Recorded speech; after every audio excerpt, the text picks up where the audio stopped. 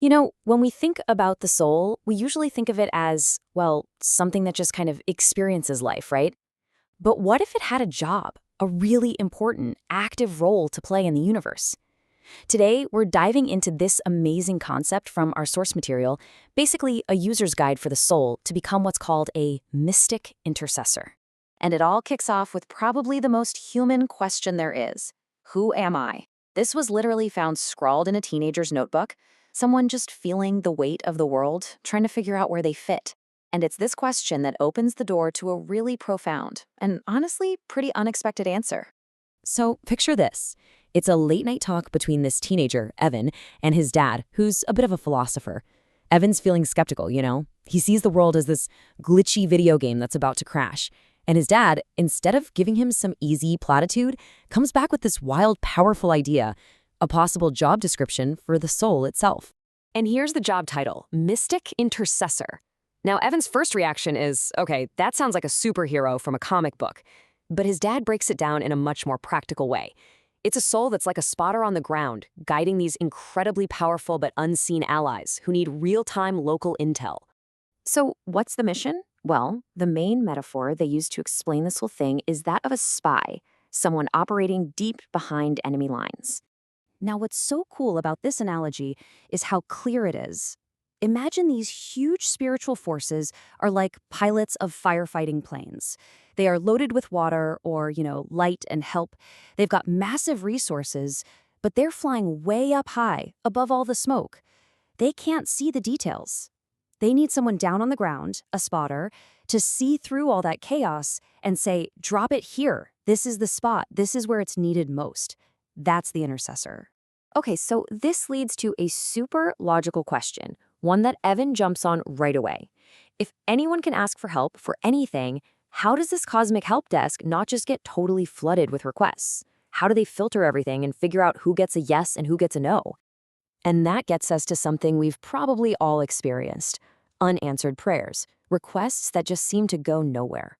The source material has another fantastic metaphor to explain why some of these petitions why they never seem to get off the ground. Just picture a rocket trying to launch. According to this idea, if your request is fueled by all these heavy, negative emotions, like anger or fear or greed, it's like a rocket that's just too heavy. It doesn't have enough what they call virtuous thrust to actually break through the atmosphere and get to where it's going. And this slide just lays out the difference perfectly. Over on the left, you've got the rockets that never make it. They're all about purely physical stuff, weighed down by selfishness. But on the right, you have the rockets that fly. They're fueled by a good, virtuous intention, and, this is the key, they're aligned with the actual growth and evolution of the soul. Okay, but wait a second. We all see this in the world, right? And Evan points it out immediately. If virtue is the fuel, then how come so many people who seem to be not so virtuous end up with so much power and success? It's a really fair, really critical question. And the father's answer is, well, it's kind of chilling. He suggests that success can absolutely come from other places. These people might have developed their talents, sure, but they're getting help from, and I'm quoting here, non-virtuous sponsors. It's such a powerful image. It's like they aced all the classes on skills and power, but they just completely skipped their required courses on wisdom and compassion. So let's flip this around. Let's talk about how you get a yes. How do you frame a request that actually gets approved? The secret seems to be understanding what your cosmic teachers are actually looking for. This is such a brilliant way to think about it. I mean, if you go up to your teacher and ask for help on the homework that they assigned you, of course they're going to help. Why?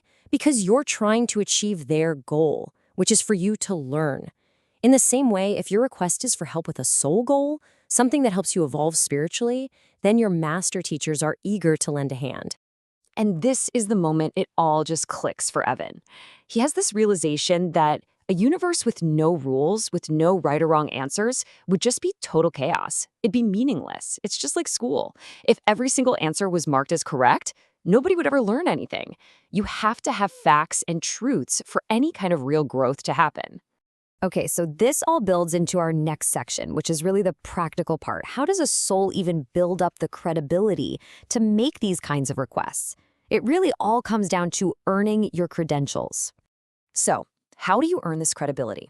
The source material lays out this three-step process. First, you gotta realize this is not a short-term thing. You build a trustworthy reputation over thousands of years, over lifetimes.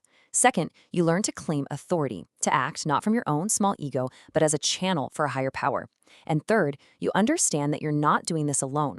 There is immense power when you work together. Evan comes up with this perfect, simple analogy for what it means to claim authority. He says it's like when you're a kid and you go to the store to buy something on your dad's account. The clerk doesn't trust you because of who you are. They trust you because you're acting in your father's name. Your borrowing is credibility. It's the same idea. An intercessor makes requests in the name of a higher, more credible power. And what about working in unison? That part is huge. The power is amplified like crazy. The source notes that if 100 people ask for the same virtuous thing all at once, in unison, the responses can be incredibly fast.